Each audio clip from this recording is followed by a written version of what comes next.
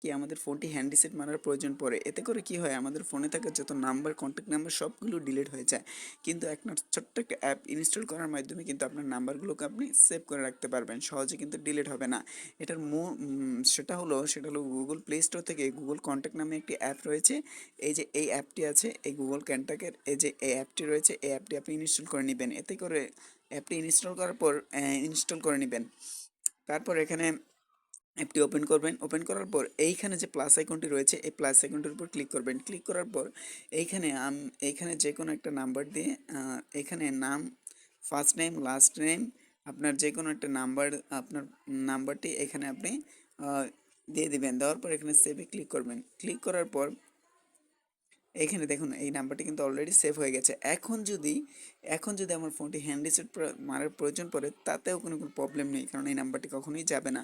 যখনই আপনি জিমেলটি দিয়ে